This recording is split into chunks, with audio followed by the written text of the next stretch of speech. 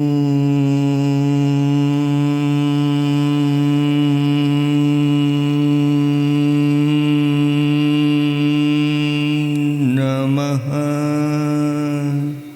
सिद्धेभ्यः।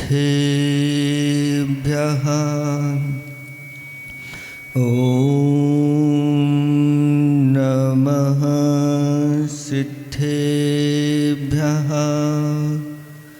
ॐ नमः सिद्धेभ्यः। क्षीर रहो प्रभु नीर में, विनती करूं अखीर। नीर मिला लो क्षीर में, और बना दो क्षीर। अवीर हो तुम वीर भी, धरते ज्ञान शरीर।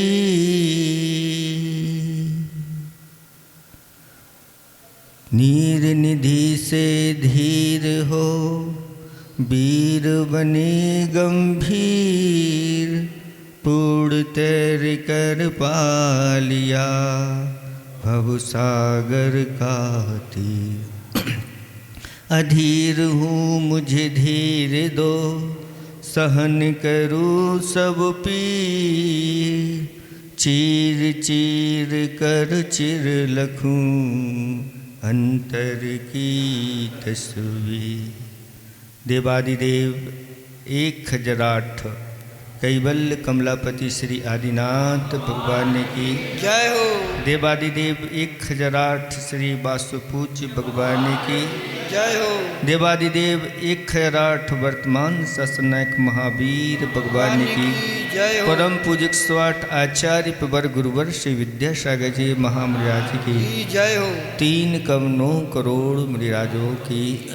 बोलो परम पूज्य वात्सल मूर्ति विमल सागर जी महाराज की जय हो। बोलो मुनि संघ की जय। धर्म स्नेही भव्यात्माओं,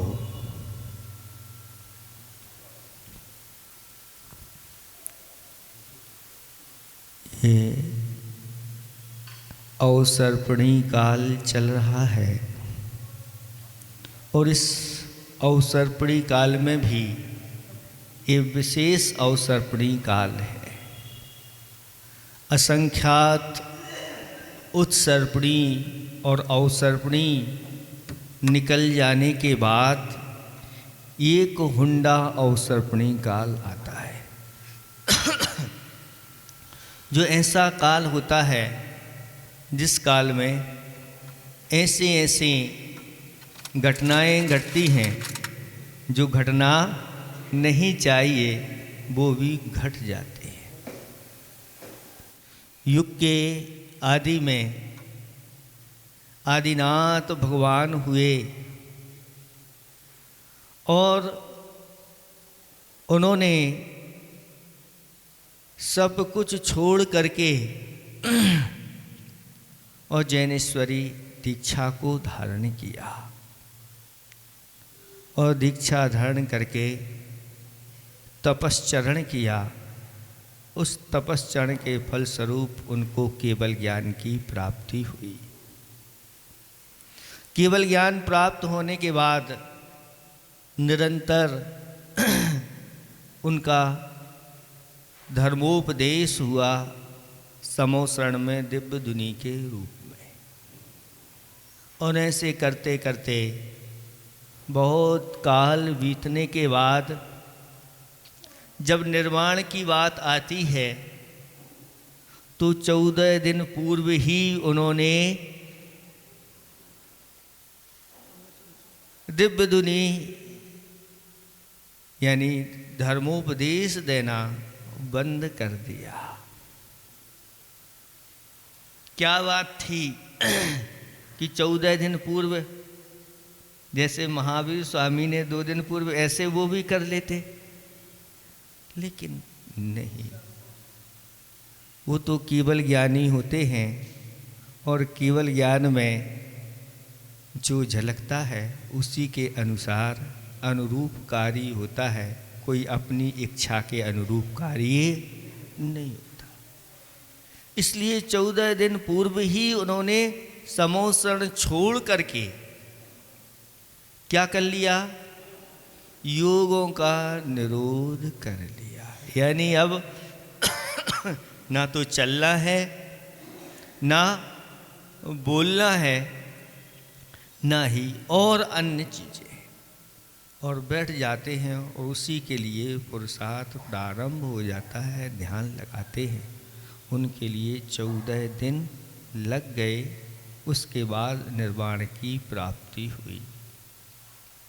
तो बीच में और भी तीर्थंकर हुए, एक अंतिम तीर्थंकर छोड़ दो और एक प्रथम तीर्थंकर छोड़ दो, बाकी के जितने तीर्थंकर हुए उन्होंने 1 माह पूर्व में क्या किया? योग निरोध किया। उनको 1 माह, और अंतिम तीर्थेश महावीर भगवान 2 दिन पूर्व ही वह योगों का निरोध कर गया। यानी समोसरण छोड़ करके आज के दिन समोसरण का विघटन हो गया। उन्होंने बताते हैं कि जब समोसरण छोड़ करके गए तो जो समोसरण में विशेष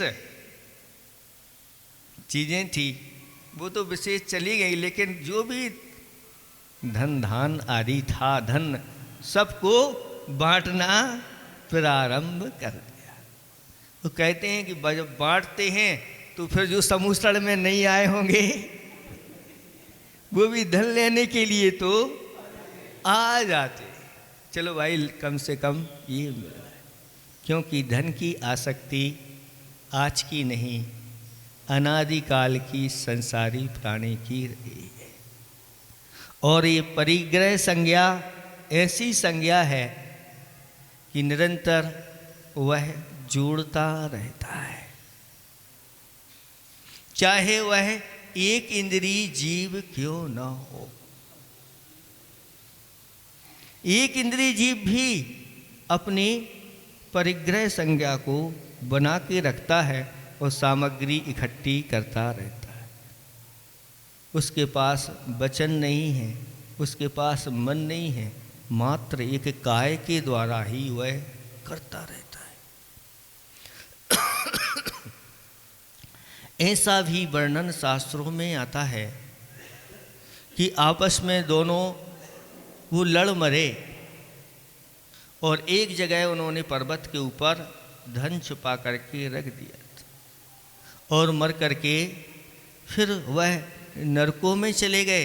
वहाँ से निकले और भी पर्यायों में उन्होंने जन्म लिया और वहीं पर जहाँ धन गड़ा था वही एक इंद्रिय के रूप में, वृक्ष के रूप में जन्म उनका हो गया। तब भी देखो संज्ञा अंतरंग से बैठी हुई है और उस इंद्रिय का ज्ञान भी देखो कौन सा ज्ञान है वहाँ कुमतियो कुश्रुत ज्ञान, इंद्रिय ज्ञान है। उस इंद्रिय के माध्यम से, स्पर्शन इंद्रिय के माध्यम से उन अपनी जड़ों को उसी ओर पहुंचाया जहां वह धन गड़ा हुआ था। ऊपर से ऐसा दृश्य दिखता था कि वृक्ष कहाँ है, इसकी जड़ें कैसे कैसे गई हैं, वो कहाँ गई। जब अवधि ज्ञानी महाराज से पूछा तो उन्होंने ये सब चीज़ें बता दी। ऐसा ऐसा है, ये है परिग्रह संज्ञा, अनादिकाल से चली आ रही है। इनको किसी को सिखाना नहीं पड़ता। 4 संज्ञाएं अनादिकाल से इस जीव के साथ लगी हुई। आहार संज्ञा, बच्चे को दूध पिलाना सिखाना पड़ता है क्या? जन्म लेते ही आहार संज्ञा उसके लिए होती। भय संज्ञा भी सिखानी नहीं पड़ती, मैथुन संज्ञा भी सिखानी नहीं पड़ती, और परिग्रह संज्ञा भी ये तो अनादिकाल के संस्कार हैं, पड़े हुए हैं और इसी में जब यह संसारी प्राणी लग जाता है तो अपने वह आत्म स्वरूप को भूल जाता है, अपने आत्मिक सुख से वह निरंतर वंचित रहता है। इसलिए आचार्य भगवंतों ने इन 4 संज्ञाओं के ऊपर नियंत्रण करने के लिए कहा। और उन्होंने आचार्य भगवंत ने एक सूत्र हाइकू के रूप में आप लोगों को दिया, जोड़ो ना जोड़ो, जोड़ा छोड़ो, जोड़ो तो बेजोड़ जोड़ो, जोड़ो ना जोड़ो, जोड़ा छोड़ो, जोड़ो तो बेजोड़ जोड़ो, ऐसा जोड़ो जो जिसका कोई जोड़ ना हो। अगर ये संस्कार अभी से हमारे डल गए तो ये समझ लेना कि हुंडा अवसर्पणी काल में हमारा जन्म लेना भी सार्थक हो जाएगा। इसलिए बार बार आप लोगों के लिए उपदेश के माध्यम से त्याग और दान आदि के बारे में प्रेरणा दी जाती है।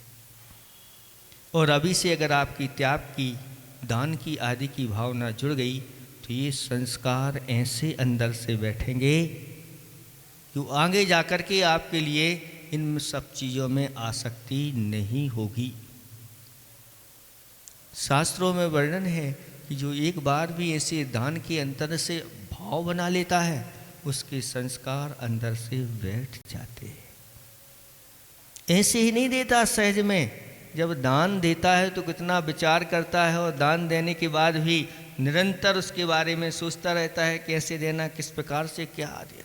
यही संस्कार भीतर से बैठ जाते हैं और आगे जाकर के जब वह उदय में आता है पुण्य तो उसके माध्यम से उसके लिए दुनिया के सारे वैभव तो मिलते ही हैं, लेकिन उन वैभव में आसक्त वह नहीं होता जिसने आगम के अनुसार बुद्धिपूर्वक ऐसा त्याग और दान किया है। नहीं तो कितने लोग इस पृथ्वी पर हुए हैं जिन्होंने बहुत जोड़ा, लेकिन सब यहीं के यही छूट करके चला जाता। इस पृथ्वी पर कितने चक्रवर्ती हो चुके हैं बता सकते हैं अभी तक? हैं? असंख्यात। और कोई बताएगा? अनंत क्योंकि अनादिकाल से अनंत काल से ये सब चल रहे हैं। अनंतों चक्रवर्ती इस पृथ्वी पर हो चुके हैं और सब आए, सब ने अपनी अपनी करामत दिखाई और सब चले लेकर के कौन सा चक्रवर्ती गया? कोई लेकर के नहीं गया, आज तक का रिकॉर्ड है। अगर लेकर के जाते हैं तो कहते हैं यहाँ से पाप और पुण्य लेकर के जाते हैं, अथवा पाप पुण्य दोनों छोड़ करके चले जाते।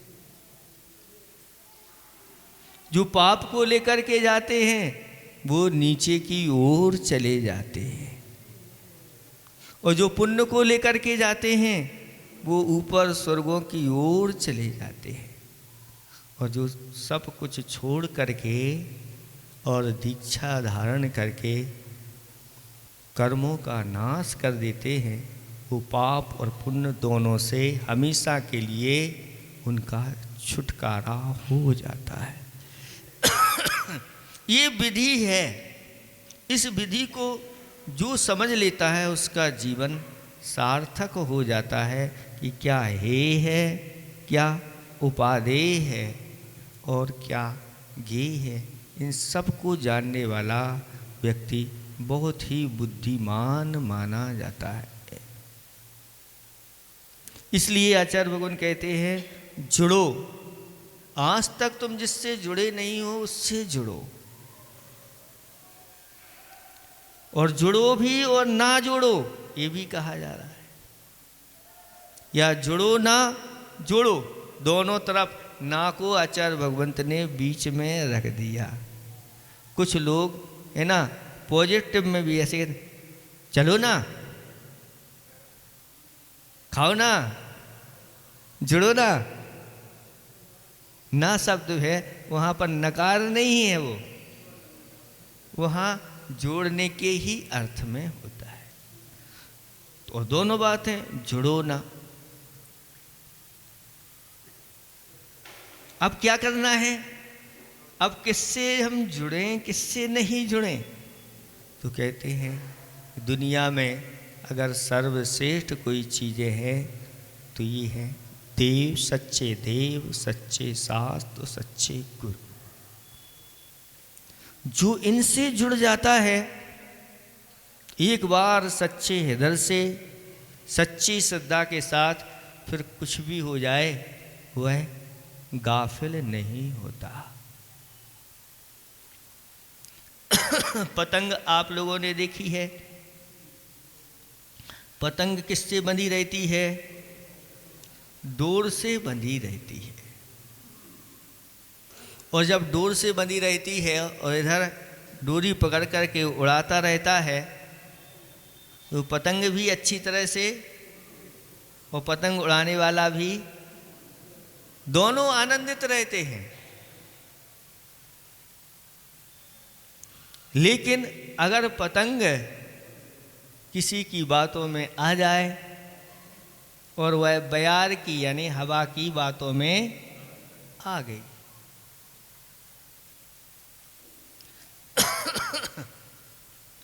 पतंग भी कहती है कि मैं डोरी से बंधी रहती हूँ तो बस ज़्यादा दूरी मैंने यही की सब चीज़ें देखी हैं।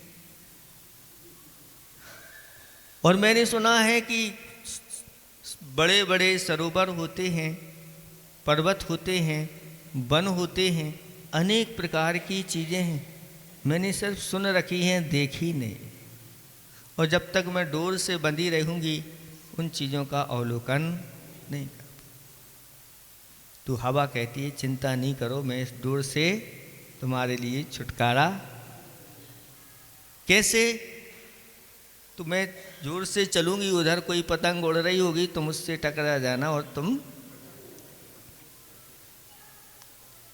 मुक्त हो जाना,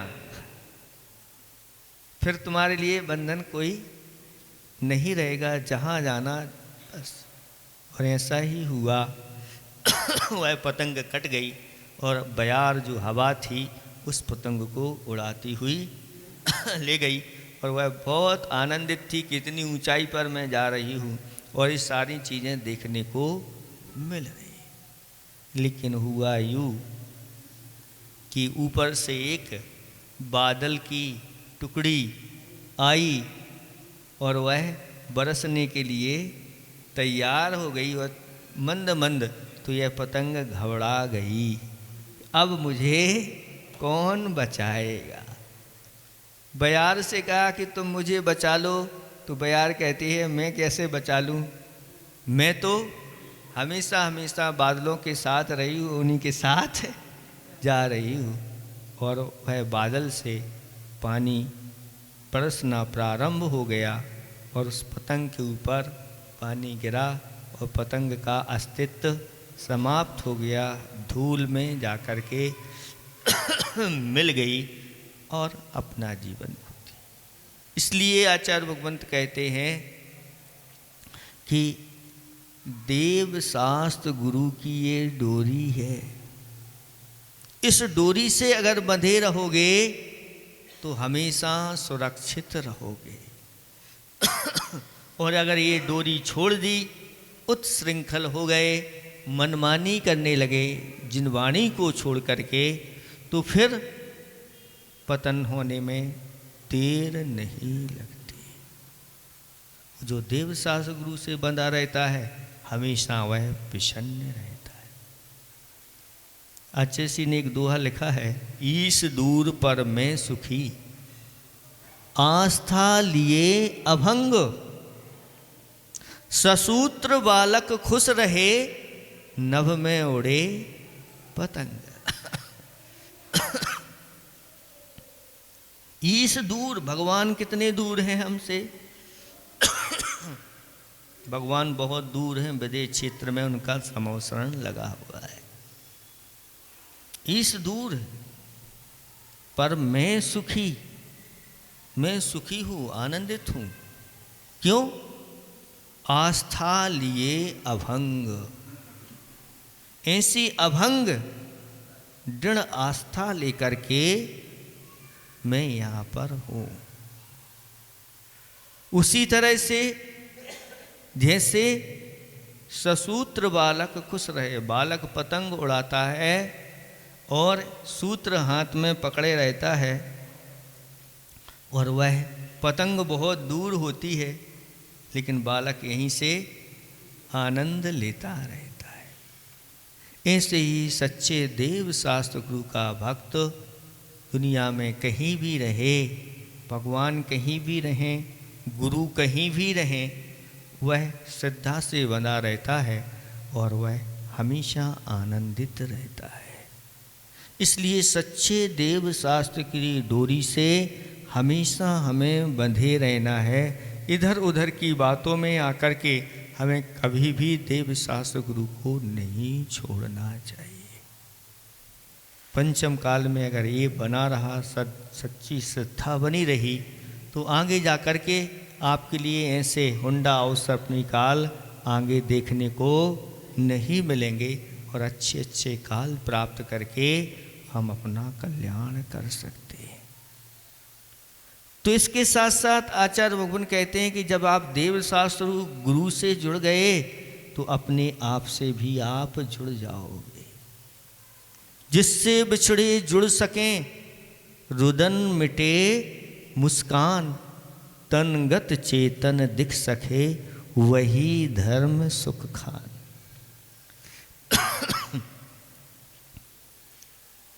एक धर्म तो ये हो गया, भीतर का भी और दृष्टि जाती है तो कहते हैं अनादि काल से हम अज्ञान के कारण से इस आत्मा से बहुत दूर है। जिससे बिछड़े जुड़ सकें, अब ऐसे उस धर्म के माध्यम से अनादि काल से हम बिछड़े हुए थे, लेकिन वह धर्म हमारे लिए जुड़ा देता है, आत्मा से जुड़ा।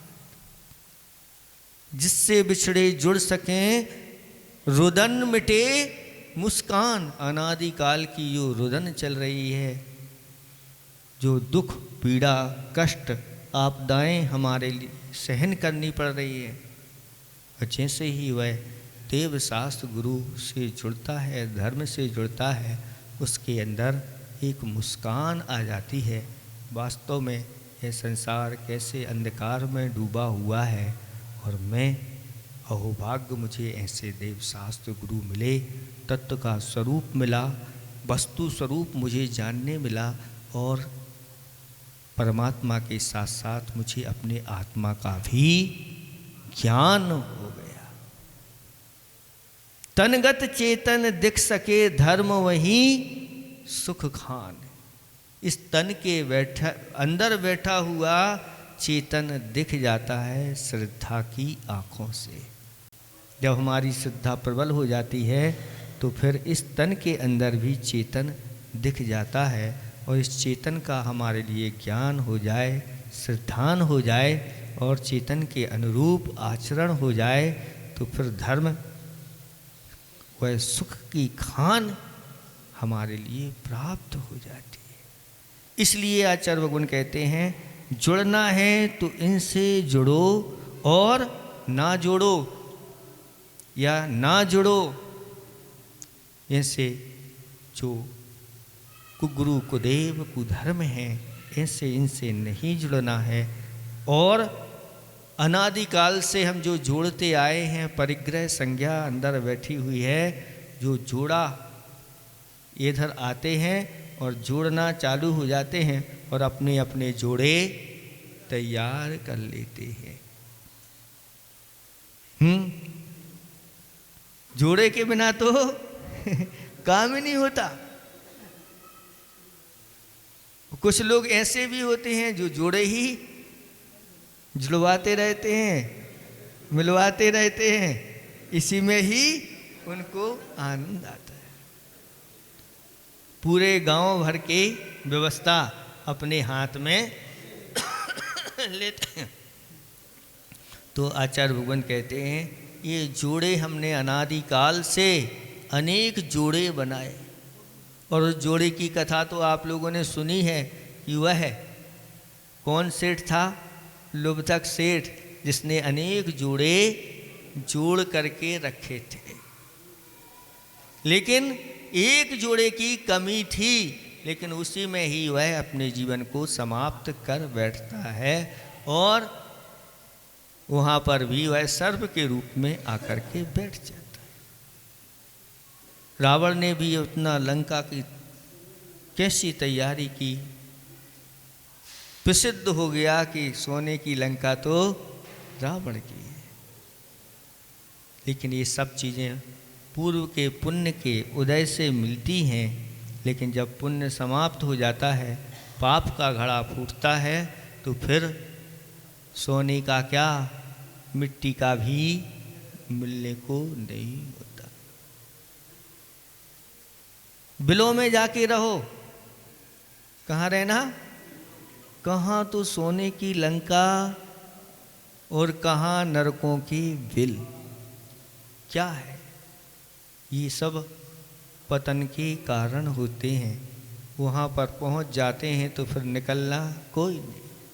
भगवान भी चाहें पूरी शक्ति लगा लें तो कहते हैं वहाँ से भगवान भी निकाल नहीं सकते। सारे देवगण भी मिलकर के पहुँच जाएं नरकों में, एक नारगी को वहाँ से यहाँ ला करके दिखा दें, नहीं निकाल सकते। ये कर्म ऐसी मार मारते हैं कि कर्मों के आगे किसी का वश नहीं चल पाता। बस अब तो अपने जो किए हुए पाप हैं उनको आप अच्छी तरह से उनकी सजा प्राप्त करें। व्यक्ति हंसी हंसी मजाक मजाक में और ऐसे कर्म बांध लेता है, जब उसका उदय आता है तो अश्रु बहाते हुए उसको भोगना पड़ता है। कुछ मिनटों की वह मज़ा रहते हैं, लेकिन सज़ा जो होती है वह बरसों की नहीं, सागरों की सज़ा मिल जाती है। इसलिए ऐसी चीज़ों से नहीं जुड़ना है। जुड़ो न जोड़ो, जोड़ा छोड़ो। ये विधि बताई है, जैनाश्रम की विधि बताई है। ठीक है, कोई बात नहीं, जोड़ा बना लिया है,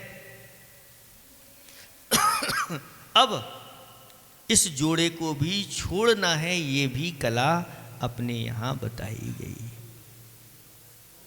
अगर आप छोड़ दोगे तो बहुत अच्छा होगा, नहीं तो आगे जाके अपने आप छूट जाएगा। साथ साथ में कोई जाने वाले नहीं है, आगे पीछे ये व्यवस्था बनती है। और फिर आगे जाकर के अगर आसक्ति रही, कहते हैं कि काम भोग आदि की आसक्ति रहती है, तो फिर ऐसे आप देखते हैं यहाँ मंदिर के ऊपर जोड़े बहुत सारे बैठे रहते हैं, बहुत सारे जोड़े बैठे रहते हैं। ये इनके बारे में कहा गया है कि ये जो जहाँ रहते हैं वहाँ के नगर की भी हालचाल बताते रहते हैं।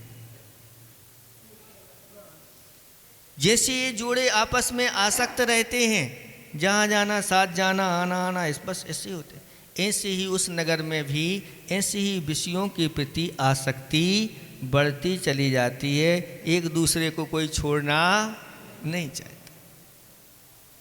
भी कहते हैं भैया तुम छोड़ो, वह कहता है पहले तुम छोड़ो तब तो हम छोड़े।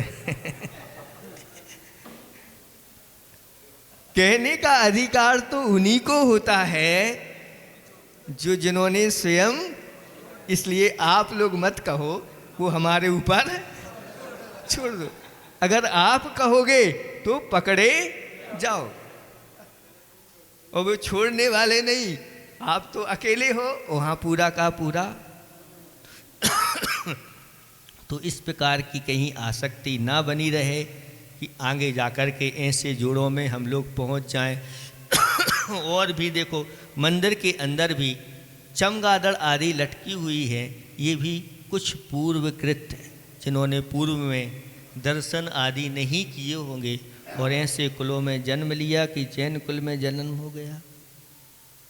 दर्शन करने ही नहीं आते, भगवान की पूजा करने ही नहीं आते और कोई नियम आदि लेना नहीं, रात्रि भोजन का भक्षण निरंतर करते रहते हैं। तो वह कर्म है और कर्म ऐसी पर्याय में पहुंचा देता है कि अब तुम मंदिर नहीं आते थे, अब दिन और रात वहीं लटके रहो और कहीं नहीं।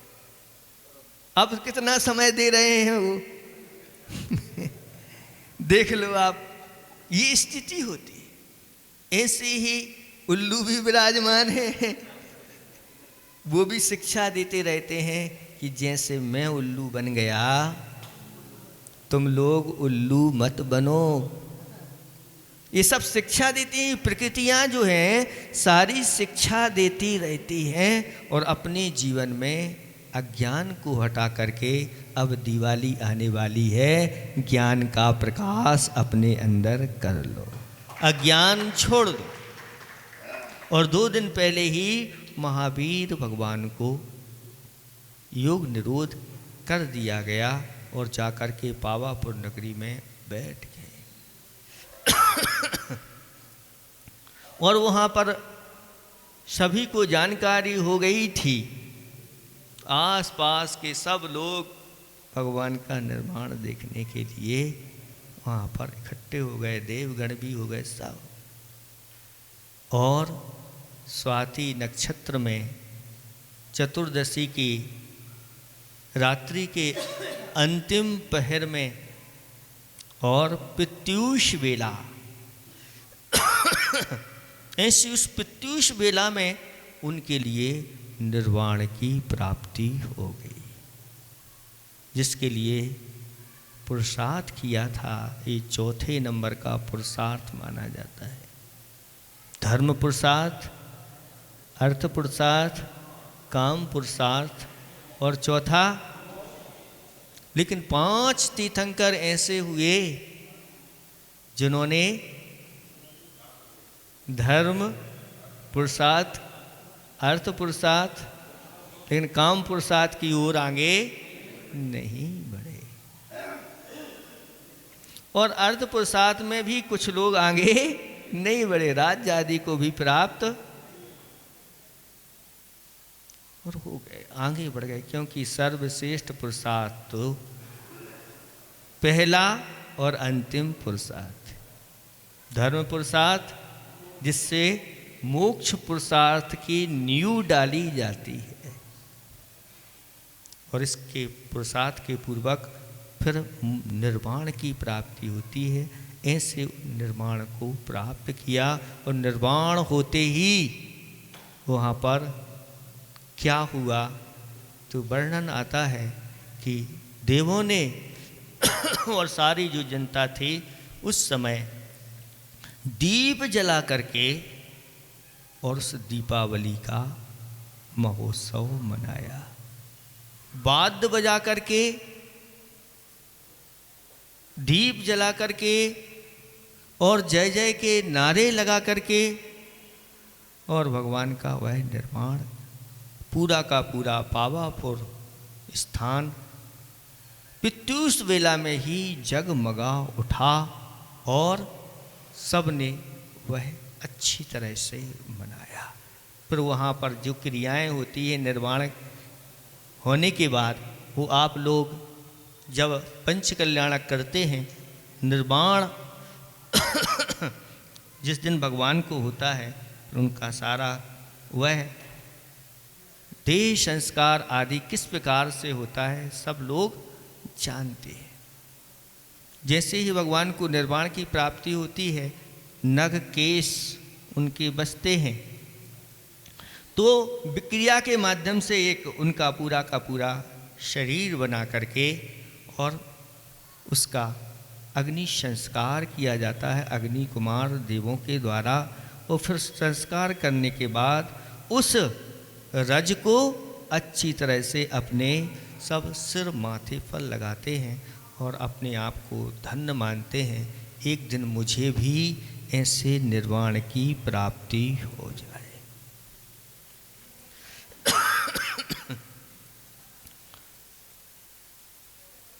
फिर निर्वाण की प्राप्ति होने के बाद जो अभी प्रभु के प्रति अनुराग रखने वाले थे, प्रभु का सारा कार्य करने वाले थे, ऐसे कौन? गणधर परमेष्टि।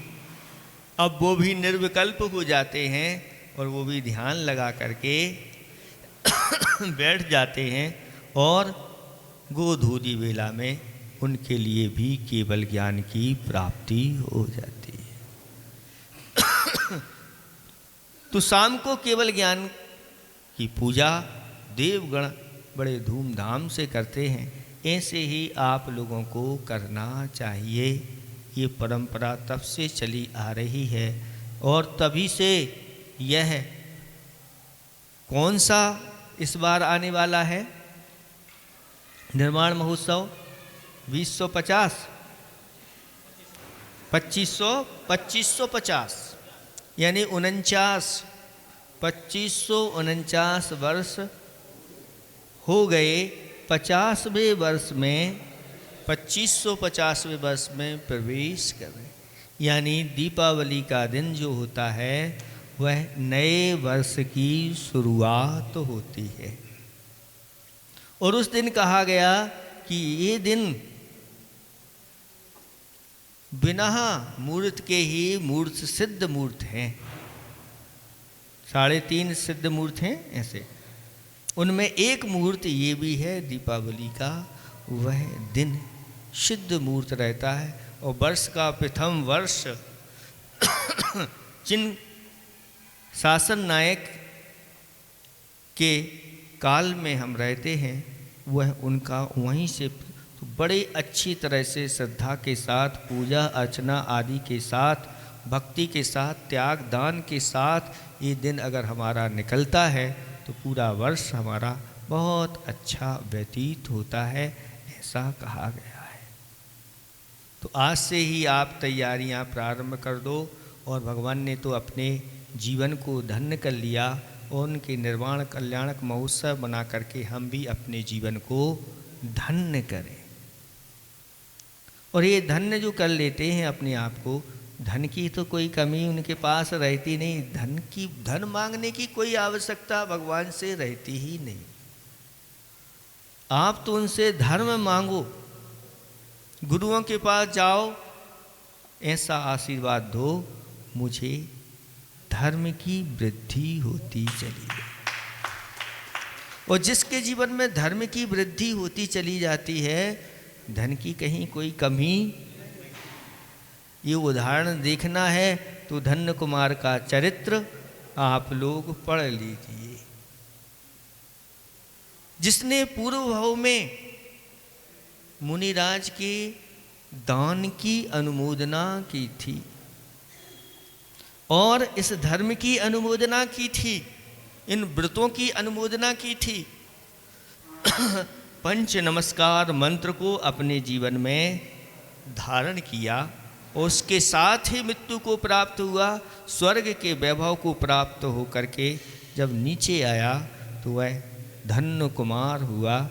उसको फिर कुछ करने की जरूरत नहीं, जहाँ उसके निमित्त से कार्य होता था धन की प्राप्ति हो जाती थी। इसलिए आचार्य भगवंतों ने कहा कि धर्म करो। आपके पास धन है तो भी धर्म करो और धन नहीं है तो भी धर्म करो। कुछ नीति श्लोक आते हैं, उसमें आता है विद्या ददाति विनियम विनियाद याति पात्यताम पात्यत्वात् धर्मापनोति धनात् धर्मा तथा सुखम। वहाँ धन से धर्म हो रहा है, लेकिन आचार्य भगवान कहते हैं कि जिनके पास धन नहीं है वो धर्म कैसे कर पाएंगे। तो कहते हैं कि बिना धन के भी धर्म होता है और धन से भी धर्म होता है। आप जैसे ही धर्म करते हैं धन की आने की प्राप्ति साधन मिलने लग जाते हैं और फिर धन आता है, उस धन के माध्यम से भी धर्म की वृद्धि होती चली जाती है। इसलिए दोनों प्रकार से हमारे आचार्य भगवंतों ने बताया है और कहा है कि जुड़ो न जोड़ो, जोड़ा छोड़ो, जोड़ो तो बेजोड़ जोड़ो। ऐसा जोड़ो कि उसका कोई जोड़ नहीं हो, जो हमेशा अपने साथ रहे। ऐसी वस्तु को निरंतर जोड़ना चाहिए। और ऐसी साथ रहने वाला क्या है, तो कहते हैं ये पुण्य भी यहीं छूट जाने वाला है। लेकिन हमने जो अपने अंदर सम्यक दर्शन, सम्यक ज्ञान, सम्यक चारित्र को प्रकट किया है, ये हमारे साथ बना रहता है। यहाँ पर चारित्र भले ही छूट जाए, पूरा हो जाए, आगे जा कर के वह सम्यक दर्शन और सम्यक ज्ञान के साथ स्वर्गों में बने रहते हैं और वहाँ से आकर के फिर इसलिए आप लोग अब तैयार हो जाओ। 4-5 महीने पूरे हो गए हैं, 5 माह हो गए ना, हो गए होंगे, नहीं थोड़े बहुत बाकी हो तो होने 5 माह से निरंतर आप धर्म का लाभ ले रहे हैं। अब इसको अपन को करके दिखाना है ना। अब करके दिखाओ, कुछ नियम संयम आदि में आप आगे बढ़ो। इन सब की आसक्ति छोड़ते हुए तो समझ लेना कि आपका ये चातुर्मास सार्थक हो जाए। और अगर वे कि ज्यों के त्यों रहे ऐसे तो हम सुनते आए और आगे कुछ बढ़े नहीं, कुछ ना कुछ आगे बढ़ते हैं तो समझ लेना कि हमारे अंदर वृद्धि हुई है, धर्म की वृद्धि हुई है। अगर वहीं के वहीं है तो ये वृद्धि अभी हमारे लिए फिर तो वही स्थिति हो गई कि महाराज हम तो चिकने, उस पर कितना पानी डालो कुछ फर्क पड़ने वाला नहीं। तो अच्छी तरह से आप लोग अब भगवान की यह दीपावली मनाएंगे। कैसे मनाना है ये आप सब लोग जानते हैं। अच्छी दीपावली का नाम ही दीपों की आवली होती है और यह दीपक हमारे अज्ञान तिमिर को हरण करने वाला है। इसलिए हम दीपक नहीं जलाते कि इधर अंधेरा है तो इसको उजेला करना है। फिर तो दिन में भगवान की पूजा जो होती है वह भगवान की पूजा दीप से नहीं हो पाएगी। सिर्फ रात में ही दीपक जलाया जाता है ऐसा नहीं। अष्ट द्रव्यों में दीपक से भगवान की पूजा आराधना करने का विधान आगम में स्पष्ट रूप से आता है। और जो दीपक जला करके जिनेंद्र भगवान की अर्चना करते हैं, कहते हैं उनके अंदर से अज्ञान रूपी अंधकार दूर हो जाता है, मिथ्यात्व रूपी अंधकार दूर हो जाता है और उनका जीवन हमेशा प्रकाशित रहता है, चाहे इस भाव में हो चाहे पर भाव में हो। ऐसे एक दीप नहीं, दीपावली का अर्थ होता है दीपों की आवली। आवली यानी पंक्तियाँ मात्रा में। ऐसे ही दीप जला करके सुबह सुबह भगवान के जिनालय में दीपक जला करके, कितने दीप जला करके आराधना करना चाहिए तो शास्त्रों में उसको जोड़ा गया कि 16 दीपक बनाते हैं। उन 16 दीपक में ये 16 कारण भावना के प्रतीक हुआ करते हैं कि जिन्होंने अपने जीवन में ऐसी 16 कारण भावनाएं भाई और उसमें बाती भी एक बाती दीपक में नहीं लगाते, 4 बातियां लगाते हैं तो वह 64 हो जाती हैं और ये 64 रिद्धि का प्रतीक हो जाते हैं। जो तीर्थंकर प्रकृति की भावना करने वाले आगे जाकर के सभी रिद्धियों के स्वामी केवल ज्ञान को प्राप्त हो जाते हैं। फिर उनकी वहाँ पर अष्ट द्रव्य के साथ पूजा की जाती है और उसमें भी अच्छे लाड़ू चढ़ाने का भी ये विधान परंपरा से चला आ रहा है। ये लाड़ू क्या है? अगर आप लाड़ू बना करके चढ़ाते हैं तो ये नैवेद्य का रूप होता है। इसके साथ साथ फल भी चढ़ाना चाहिए। मुख्य तो फल है, लाड़ू नैवेद्य में है और फल अपने स्थान पर है। और फल के लिए तो विशेष रूप से कहते हैं मोक्ष फल प्राप्ताय फलम नृणापात्। मोक्ष फल की प्राप्ति, ऐसे महान फल की प्राप्ति एक फल के द्वारा होती है। ऐसे फल चढ़ा करके जिनेंद्र भगवान की वह दीपावली मनाना चाहिए। अपने लिए तो आप अच्छे अच्छे लाड़ू तैयार कर लेते, भैया दीपावली का दिन है, कपड़े अच्छे सुंदर, वस्त्र आभूषण, और खाने के लिए भी अच्छी अच्छी थाली सजाई जाती है। लेकिन कहते दीपावली के दिन तो पहले भगवान की पूजा आराधना करिए, भगवान के लिए पहले आप दीप चढ़ाइए, जल चढ़ाइए, चंदन चढ़ाइए, अक्षत पुष्प आदि अष्ट द्रव्य को अच्छी तरह से चढ़ा करके उनकी पूजा अर्चना करके और फिर स्वयं करना चाहिए। ये विधि है। उस विधि के अनुसार जो करता है वो कहना ही क्या। ऐसे कितने नगर और गांव होंगे जिनके लिए चातुर्मास मिला, और सारे के सारे लोग ऐसे भगवान के साथ साथ गुरुओं के सानिध्य में, गुरुओं की देव शास्त्र गुरु तीनों की पूजा पाठ आराधना करके और फिर लाड़ू चढ़ाते हैं। कहना ही क्या है, वो बहुत पुण्यात्मा जीव कहलाते हैं। ये बहुत दुर्लभ है, गिनती में ही होंगे, बाकी तो बहु मात्रा में तो बिना उसके ही प्राप्ति होती है। अब संध्या काल में किस प्रकार से आप लोगों को करना, तो संध्या काल में भी ये बताया गया है कि रात्रि होने के पूर्व पूर्व रात्रि में नहीं करना, रात्रि होने के पूर्व पूर्व गोधूली बेला वही कहलाती है कि रात्रि होने के पूर्व पूर्व गोधूली बेला कहलाती। उस गोधूली बेला में आप भगवान की या गौतम गणधर आदि की पूजा पाठ कर सकते हैं। 3 चीज़ें हैं, केवल ज्ञान की प्राप्ति हुई तो उस केवल ज्ञान की पूजा होती है, साथ साथ में गणधर परमेष्ठी उनकी पूजा होती है, और जिनवाणी को भी वहीं पर रख लिया जाता है और ये पूजा पाठ होते हैं। श्रीफल आदि फोड़ने का विधान नहीं है, इसको अच्छी तरह से आप लोग समझ लें।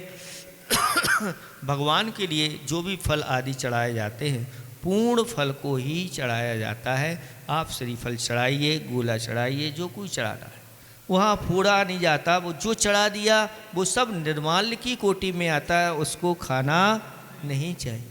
अगर आप लोगों के लिए खाना है तो आप अपने लिए खाने के लिए, आपको अगर दूसरों को बांटने के लिए, तो वो उसके लिए तो आपके लिए मना है ही नहीं। वो अपना अलग से काम करना चाहिए, यहाँ नहीं भगवान के सामने करके और फिर उसको ले जाओ, ऐसे कार्य नहीं करना चाहिए। और इस महोत्सव को बड़ी धूमधाम के साथ, गाजे बाजे के साथ, बड़ी आवाज़ करते हुए मनाना चाहिए। जब ऐसा मनाया गया तो धीरे धीरे ये आवाज़ करने वाले पटाखे आ गए, और इन पटाखों की स्थिति ऐसी हुई कि इसमें लोग आनंदित होने लगे। लेकिन इस आनंदित होने के साथ साथ फिर मातम भी छाने लगा, और ऐसी स्थितियां बनती कि हर नगर में कहीं 1-2 घटनाएं भी घट जाती। किसी की आंख चली जाती, किसी के पैर चले जाते, किसी का पूरा मुख जल जाता। और ये तो स्वयं के लिए, लेकिन दूसरों के लिए भी उस दिन सारे पशु पक्षी सब भयभीत रहते हैं, घबराते रहते हैं। और इसका धुआं जो होता है बहुत तेज होने के कारण से आसपास के सब जीवों का वह घात कर देता है। इसलिए ऐसी चीज़ों को छोड़ करके आप अच्छी तरह से वाद्य बजाइए, उसके लिए मना नहीं। दीपक जला करके आपके यहाँ घंटी हो, तबला हो, बाजा हो, जो हो आप अच्छी बजाइए। झंझा प्रत्येक घर में एक बजाने वाली झुनझुनी होना चाहिए, खुनखुना होना चाहिए। बच्चों को खुनखुना लो, बजाओ, अच्छी से पूजा हो रही है, तुम ताली बजाओ, तुम थाली बजाओ, और भी जो बात है ढपली है जो कुछ है ये रखना चाहिए। प्रत्येक घर में इन चीज़ों को होना चाहिए, एक सामूहिक बैठ करके, और फिर घर के परिवार के लोग अच्छे भजन गा रहे हैं और प्रत्येक घर में ऐसी चीज़ चल रही है। ऐसा आधा घंटे कर लो तो पूरा का पूरा घाटोल घर घर दिवाली मना रहा है। ये सब चीज़ें अच्छी चीज़ों की ओर चीज़ नहीं जाती। और नहीं, मंदिर में तो आप भक्ति करते ही हैं, लेकिन मंदिर में सब उपस्थित नहीं हो पाते शाम को, कोई बात नहीं, अपने घर में ही इस प्रकार के आप भजन आदि के माध्यम से 10-15 मिनट आधा घंटे पूरा परिवार, देखो कैसी उसमें आनंद आ। आजकल बैठते नहीं घर में, सबके पास अपना अपना मोबाइल है और उसी में सब लग जाते हैं। तो ये बहाना है कम से कम भैया 1-2 भजन तो ज़रूर बैठ करके हम लोग गाएंगे। इससे पूरी अपने परिवार की एकता बनती है, समाज की एकता बनती है, माहौल भी बहुत अच्छा बनता है और धर्म ध्यान भी हमारा हो जाता है। और चाहें तो आप लोग और खर्च करना चाहते हैं तो बाजे बुलवा करके भी आप कर सकते। ये आप लोगों के ऊपर है, किस प्रकार से हमें मनाना ये आपके ऊपर। इस तरह से समय आपका हो गया है। अब आप लोग अच्छे ये विशेष जो अपने वर्तमान शासन नायक है, अच्छे अच्छे लाड़ू भी तैयार अब कर सकते हैं अपने खाने के लिए। जैसे करते हैं उस खाने के संबंधी जितना भी आप पाप बंद करते हैं, कहते हैं उसमें से अगर हमने दान कर दिया तो वह हमारा सारा पाप धुल जाता है। तो ऐसे अच्छे अच्छे लाड़ू भी भगवान के लिए चढ़ा करके महान पुण्य का संचय कर सकते हैं। और संकल्पित हो जाओ कि ऐसे जब भी भगवान के मोक्ष कल्याणक होते हैं, इनमें फल लाड़ू आदि चढ़ा करके हम संकल्प पूर्वक ये कार्य करते हैं, बहुत जल्दी हमें भी निर्वाण की प्राप्ति हो जाएगी। इसमें किसी प्रकार का कोई संशय नहीं करना। जहाँ लोगों ने एक बार भी चढ़ाए और उसका पुण्य संचय करके निर्वाण को, फिर जो प्रतिदिन या प्रति उनके पंच कल्याणकों में प्रति समय इस प्रकार की चीज़ें करते हैं, कहना ही क्या है। इसलिए आप अपने इस तेरस को अच्छी तरह से मनाइए। लोग दरवाजे के सामने शुभ लाभ भी लिखते हैं। शुभ लाभ क्यों लिखते हैं?